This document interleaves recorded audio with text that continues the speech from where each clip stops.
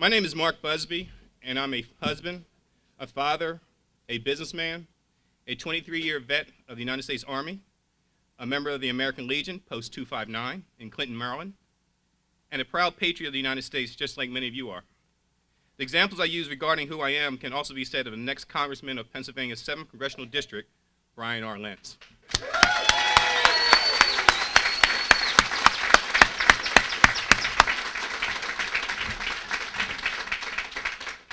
I have known Bryan for the better part of 15 years, and during this time have seen Bryan achieve and succeed on many various levels.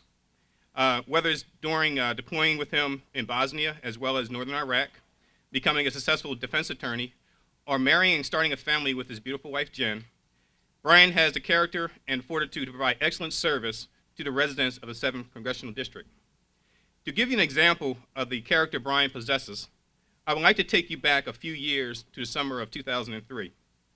During this time, I was a deputy commander of the 416th Civil Affairs Battalion located right up the street here in Norristown, PA. Our unit had just received its warning order to prepare for battle, but we were going to enter into the Battle of Iraq.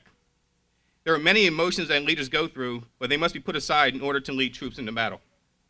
I was tasked by the battalion commander to relay this information to the 3 company commanders that were under us, giving them the warning order to prepare their soldiers for battle.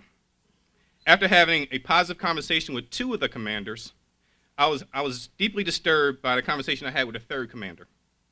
After giving the warning order to this 3rd commander, I was shocked to hear from this commander that he was on a special mission by the commanding general of our civil affairs unit, and that mission took precedence over taking his own people into battle. In other words, he was not interested in leading his troops on the most important mission in many of them for their lives. The conversation lasted about 5 minutes for me.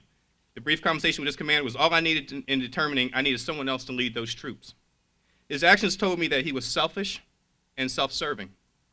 I immediately told the commander that I would give him a call within an hour to discuss next steps and quickly hung up the phone on him. Given the severity of the situation, I made only one call. Bryan and I had kept in contact with each other, but I had not spoken to him for a couple of months. Bryan had completed his commitment to the Army and had been out of the military for about 4 years at this time. I called Bryan to tell him that our unit was going to be activated to fight in Iraq and that I needed him to lead a company into battle. Bryan said only 3 words to me, and it still resonates in my head to this point. He said, "Count me in." He never asked, "Let me think about it," never asked when it was going to happen, whether it was tomorrow or 3 months from now. Never asked what was in it for him. It never even said, "Let me get my affairs in order." In fact, Bryan didn't ask any details of the mission at all. What he did understand was that the United States, the Army, the 416th Civil Affairs Battalion, and I needed him more than ever. For me, I needed Bryan more than ever because I need to be surrounded with people I can trust to make sure everyone gets home safely.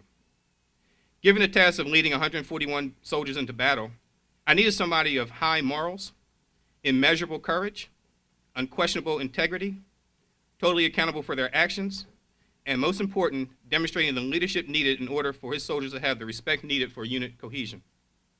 After talking with Bryan about the task at hand and his 3-word response, I was happy to play Donald Trump, calling the current commander and tell him, "You're fired." During our time together in the 416th Civil Affairs Battalion, Bryan has had a knack for quickly understanding the task at hand in order to build unit cohesion.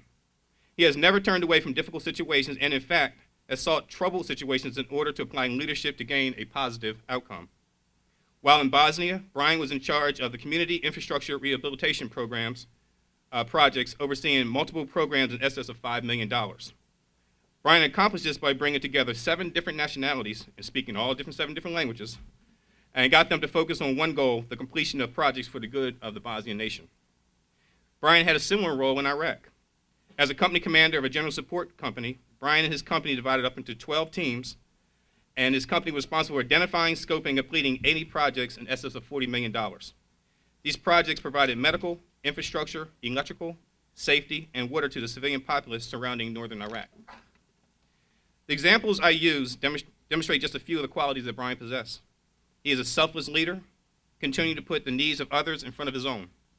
He is an outstanding communicator, able to take complex situations and simplify them so that all can understand and unite under one cause. Admiral Arleigh Burke distinguished veteran of World War II and Korean War, as well as being the Chief of Naval Operations for President Eisenhower's administration, once said, "Leadership is understanding people and involving them to help you do a job. That takes all the characteristics like integrity, dedication to purpose, selflessness, knowledge, skill, as well as determining not to accept failure." Bryan has all these characteristics to be a great representative for the Commonwealth of Pennsylvania. But his true purpose of providing never-ending servitude will distinguish him as the best candidate for the citizens of the Pennsylvania's 7th Congressional District. As we look to the future, we need to have faith in being led by men and women that carry a true commitment to family and community and an intense desire to achieve.